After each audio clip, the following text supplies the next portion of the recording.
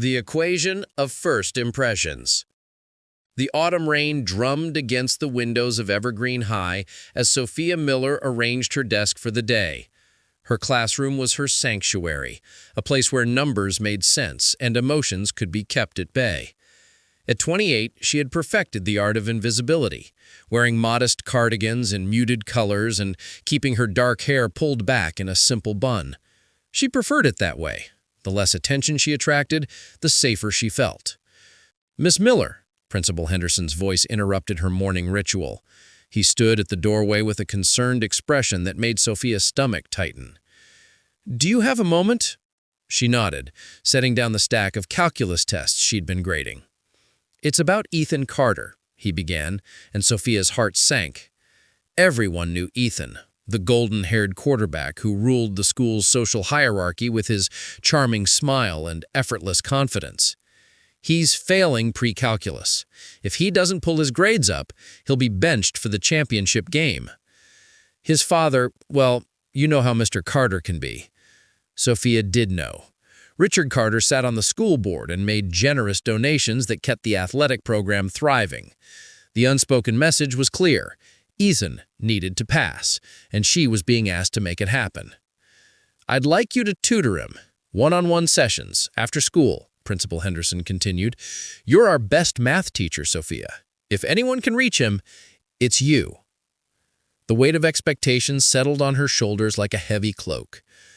"I'll do my best," she said softly, though doubt gnawed at her confidence. That afternoon, Ethan slouched into her classroom 15 minutes late, his Letterman jacket draped carelessly over one shoulder. He dropped into the chair across from her desk with the entitled ease of someone who'd never been told no. "So, you're supposed to fix me?" he asked, his blue eyes challenging her with barely concealed resentment. Sophia met his gaze steadily, refusing to be intimidated. "I'm supposed to help you understand mathematics. Whether you get fixed is entirely up to you." Something flickered in his expression. Surprise, perhaps, or curiosity. Most teachers either fawned over him or treated him with kid gloves. Sophia did neither. "I don't get math," he admitted, his bravado cracking slightly. "It's just numbers that don't mean anything." "That's because no one's shown you what they mean," Sophia replied, pulling out a fresh notebook. "Tell me, what do you care about?" "Football. Winning. My team." The answer came quickly, defensively. "Then we'll start there." She began sketching a football field, her pen moving with practiced precision. "Every play you run involves angles, velocity, probability. Math isn't just numbers on a page, Ethan. It's the language that describes everything you already understand instinctively." For the first time since he'd entered the room, Ethan leaned forward, genuine interest replacing his earlier hostility. As Sophia explained trajectory and momentum using plays he'd run 100 times, something shifted between them, a connection forming in the space where two different worlds unexpectedly collided. Outside, the rain continued to fall, washing away the boundaries that separated teacher from student, simplicity from complexity, and setting in motion a story that would change them both forever. Variables of the heart. 3 weeks had passed since their tutoring sessions began, and Sophia found herself watching the clock with an anticipation that unsettled her. Ethan had become her most dedicated student, arriving early and staying late, his initial resistance melting away with each solved problem. But it wasn't just his grades that were improving. Something deeper was happening, something she couldn't quite define with the logical precision she usually relied upon. "I got a B+ on the test," Ethan announced one Thursday evening, bursting into her classroom with uncharacteristic excitement. His smile was infectious, genuine in a way she'd never seen before. "Miss Miller, I actually understood it. All of it." "That's wonderful, Ethan," Sophia replied, warmth flooding through her chest. "You've worked incredibly hard." He moved closer to her desk, and she caught the scent of his cologne, mixed with the crisp autumn air that clung to his jacket. "It's because of you. The way you explain things. You make me feel like I'm not stupid." "You were never stupid," Sophia said softly, meeting his eyes. You just needed someone to speak your language." The moment stretched between them, charged with something electric and dangerous. Ethan's gaze dropped to her lips, then back to her eyes, and Sophia's breath caught in her throat. She stood abruptly, putting the desk between them like a barricade. "We should review Chapter 7, she said, her voice shakier than she intended. But Ethan didn't move. "Why do you hide?" he asked suddenly. "Excuse me? The way you dress, the way you keep your hair, it's like you're trying to disappear." His words were gentle, not accusatory. "But I see you, Miss Miller, really see you." Sophia's hands trembled as she gripped the edge of her desk. "Ethan, this is inappropriate. I'm your teacher." "I know," he said, frustration creeping into his voice. "Trust me, I know. But that doesn't change what I'm feeling." Before she could respond, the classroom door swung open. Chelsea Brooks, the head cheerleader and Ethan's ex-girlfriend, stood in the doorway, her perfectly glossed lips curving into a knowing smirk. "Well, well," she drawled, her eyes dancing between them with predatory interest. "Isn't this cozy? The golden boy and the mousy math teacher all alone after dark." "Chelsea, get out," Ethan said sharply. "I was just looking for you, babe. The team's having a party at Jake's house." She sauntered into the room, her presence filling the space with hostile energy. "Unless you'd rather stay here, solving for X with Miss Miller." The mockery in her voice made Sophia's cheeks burn with humiliation. She busied herself organizing papers that didn't need organizing, desperate to become invisible again. "Chelsea, get out," Ethan repeated, his voice dropping to a dangerous level that made Chelsea's confidence falter. After Chelsea left with a dramatic hair flip, silence descended like a heavy fog. Sophia couldn't look at Ethan, couldn't face what had almost happened before they were interrupted. "I should go," Ethan finally said. "But, Miss Miller, Sophia," he waited until she met his eyes. "She's wrong about you. You're not mousy. You're everything." He left before she could respond, and Sophia sank into her chair, her carefully constructed walls beginning to crumble. That night she lay awake, replaying his words, feeling the dangerous pull of something she'd sworn she'd never allow herself to feel. The Theorem of Consequences.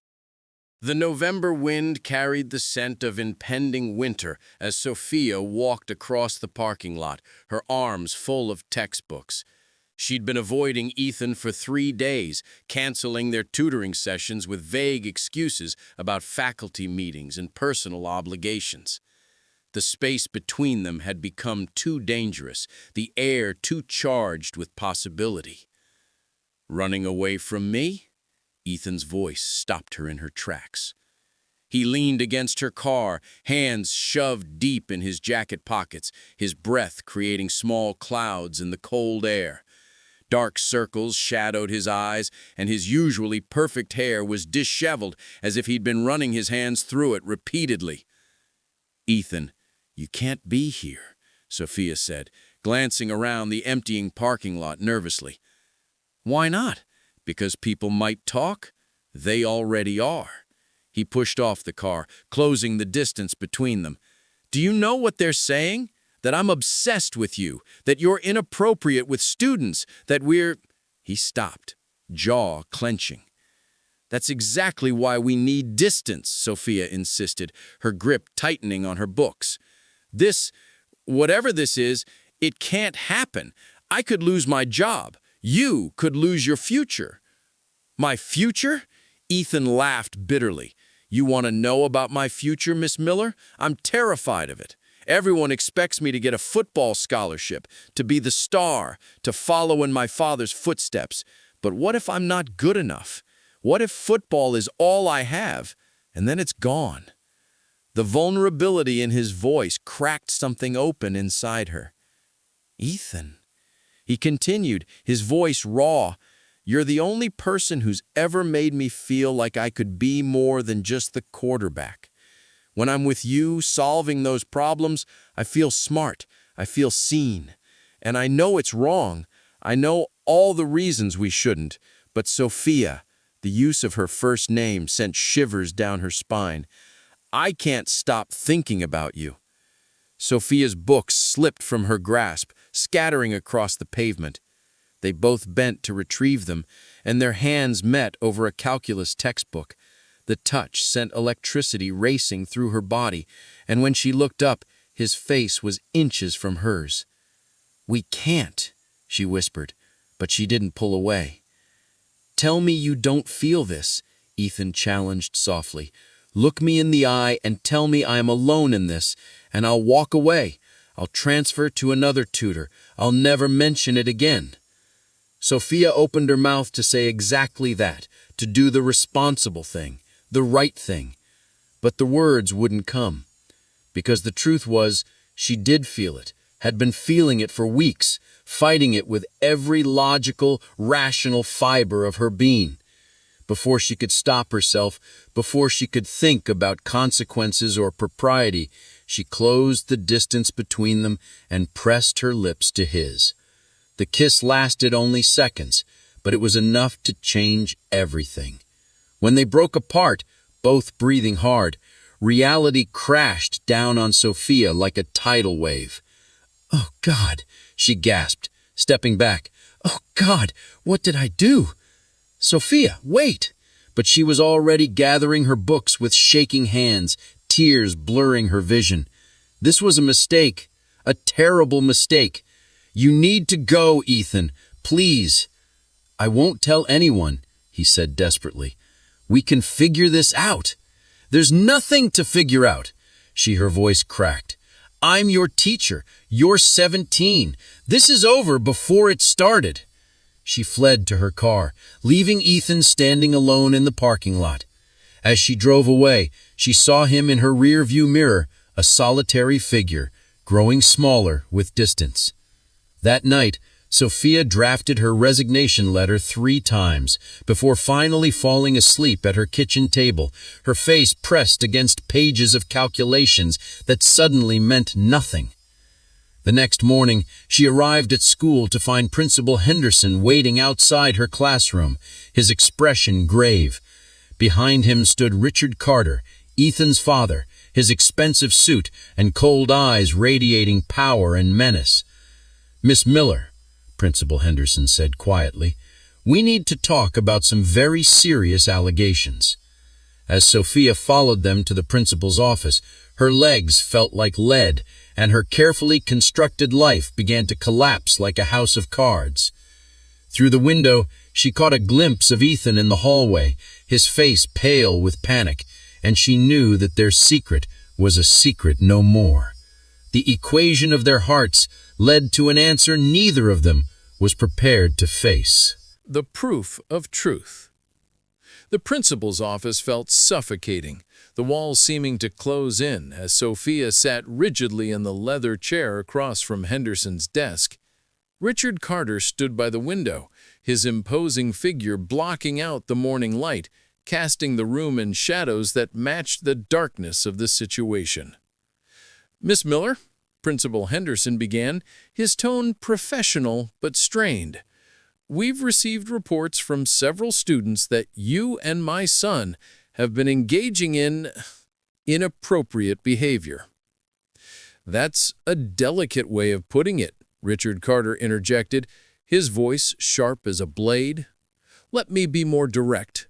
Are you having a relationship with my 17-year-old son?" Sophia's throat constricted.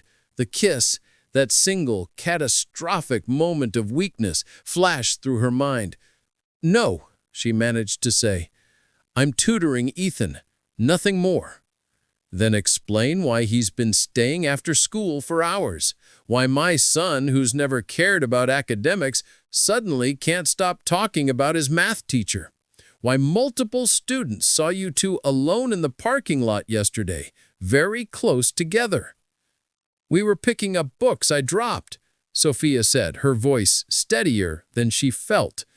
"Mr. Carter, I understand your concern, but I have maintained complete professionalism." "Chelsea Brooks says otherwise," Henderson interrupted, pulling out a written statement. "She claims she witnessed what appeared to be an intimate moment in your classroom 3 weeks ago, that the tension between you and Ethan was Obvious and inappropriate. Sophia's hands clenched in her lap. Chelsea was getting her revenge, twisting innocent moments into something sordid. Chelsea has personal motivations for making such accusations. She and Ethan used to date. So you're aware of my son's romantic history. Carter's eyebrow arched dangerously. How interesting that his teacher would know such personal details. The trap closed around her. Everything she said could be weaponized, every explanation twisted into evidence of guilt. Sophia looked at Principal Henderson, searching for an ally, but found only disappointed uncertainty in his eyes. "I think," Henderson said slowly, "it would be best if you took a leave of absence while we investigate these allegations. Paid leave," he added quickly, "until we can sort out the truth." The truth! Sophia stood abruptly, anger finally breaking through her fear. The truth is that I've been a dedicated teacher for 6 years. The truth is that I helped a struggling student discover his potential. The truth is that I've done nothing wrong. Even as she said it, the memory of that kiss burned on her lips like a brand. "Then you won't mind if we review the security footage from the parking lot," Carter said coldly. Sophia's blood turned to ice. Security cameras. She'd forgotten about them in that moment of reckless abandon. Her career, her reputation, her entire life was about to be destroyed by 30 seconds of footage. "I'll submit my resignation," she whispered, defeated. "No." The voice came from the doorway. Ethan stood there, his face flushed, his chest heaving as if he'd run the entire way. "Don't you dare resign." "Mr. Carter, this is a private meeting," Henderson started. "I don't care." Ethan strode into the room, positioning himself beside Sophia. "You want the truth? Here it is. Miss Miller has been nothing but professional. She's the best teacher in this school, and the only reason any of this is happening is because his voice cracked, because I fell in love with her." The silence that followed was deafening. "Ethan, stop," Sophia pleaded, but he shook his head. She never encouraged it. She tried to maintain distance. She canceled sessions to avoid being alone with me. Everything she did was right. He turned to his father, and Sophia saw years of suppressed emotion in his eyes. "But you wouldn't understand that, would you, Dad? You've never cared about what I feel, only about what I achieve. Football, grades, reputation, that's all that matters to you." "Ethan, that's enough." Richard Carter's voice was dangerously quiet. "No, it's not enough." His hands were shaking. "Miss Miller is the first person who ever treated me like I was more than just your son, more than just a quarterback. She saw me, really saw me, and helped me believe I could be something beyond what everyone expects. And yes, I have feelings for her, but she never crossed a line. Never." "The parking lot footage will tell us if that's true," Carter said icily. Ethan's face paled, and he glanced at Sophia. In that moment, he saw her realize what he already knew, that the cameras had captured their kiss, that his confession, meant to save her, might have sealed both their fates. "Then check the footage," Ethan said, his voice steadying with sudden resolution. "You'll see exactly what happened. You'll see me initiate everything. You'll see Miss Miller pull away and leave. You'll see that whatever mistake was made, it was mine, not hers." Henderson and Carter exchanged glances. "We'll review the footage this afternoon," Henderson said. "Until then, Miss Miller, you're on leave. Ethan, you're suspended from school and the team pending investigation." "No," Sophia said firmly. "Don't punish him for this. He has the championship game next week." "Which is exactly why this is so serious," Carter interrupted. "Miss Miller, I don't know what game you think you're playing, but if you've jeopardized my son's future—" "I'll transfer schools," Ethan interjected suddenly. "I'll finish my senior year somewhere else, get my scholarship somewhere else. Just leave her alone." "Ethan, you can't," Sophia started. "For you?" He looked at her with such raw honesty that her heart shattered. "I'd give up everything." As security escorted them both out, Sophia to collect her belongings, Ethan to his father's car, she realized that love, much like mathematics, required sacrifices. But unlike equations, the solutions to matters of the heart often demanded a price neither person was prepared to pay. That evening, alone in her apartment, Sophia's phone buzzed with a text from an unknown number. "I'm sorry I dragged you into my mess, but I'm not sorry for loving you. E." She stared at the message until her vision blurred with tears, knowing that some problems had no perfect solution, and some loves were doomed from their very first variable. The solution beyond numbers. The security footage played on the screen in Principal Henderson's office, each frame a nail in the coffin of Sophia's career. There it was, the moment their lips met, brief but undeniable. Richard Carter's jaw clenched as he watched, while Henderson rubbed his temples wearily.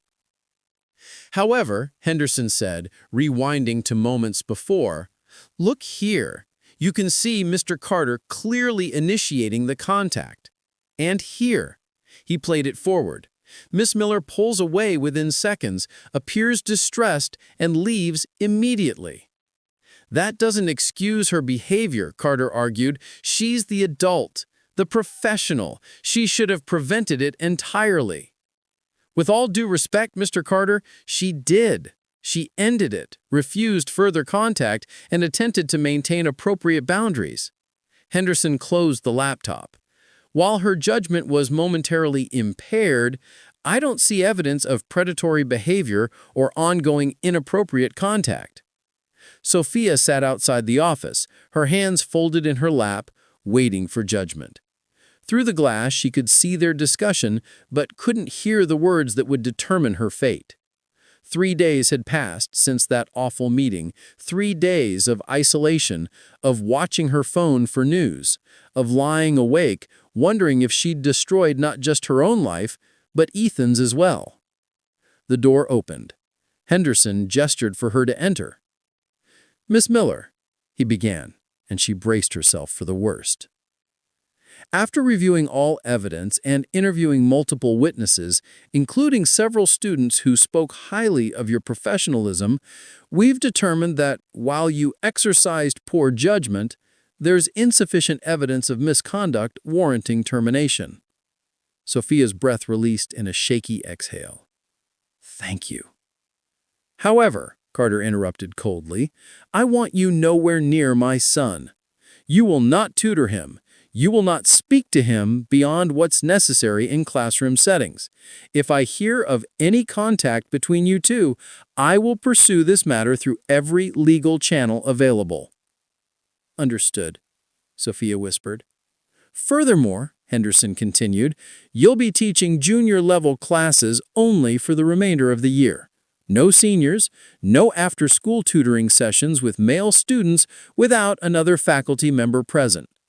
Consider this your second chance, Miss Miller. There won't be a third."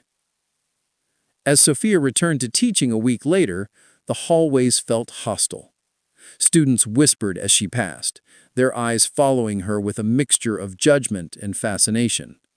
Some called her a homewrecker, others defended her, and a few brave souls left supportive notes on her desk. But it was Ethan's absence that hurt most.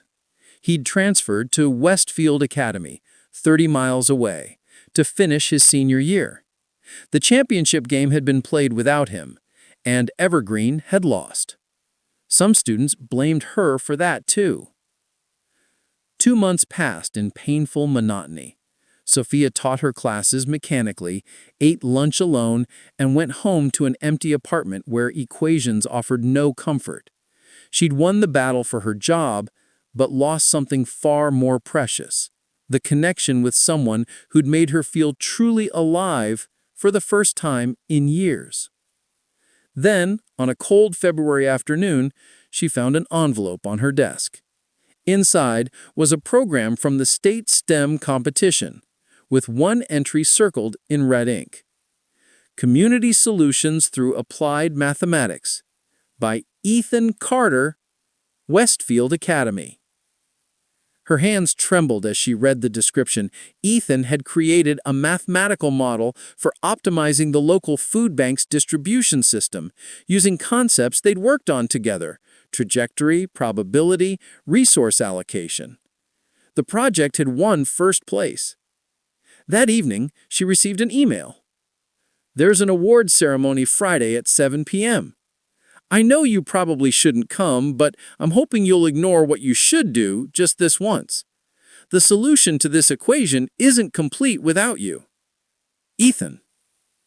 She stared at the message for hours, logic warring with longing.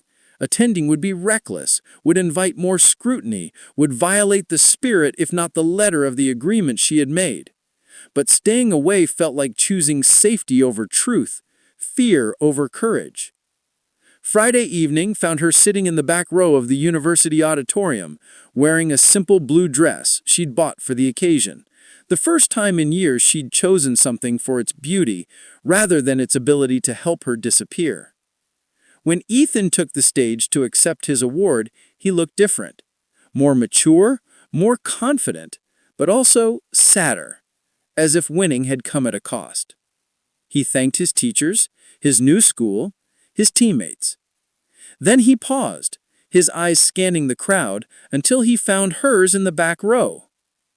But most of all, he said, his voice carrying across the silent auditorium, "I want to thank someone who taught me that math isn't just about finding the right answer, it's about understanding the problem deeply enough to know what questions to ask.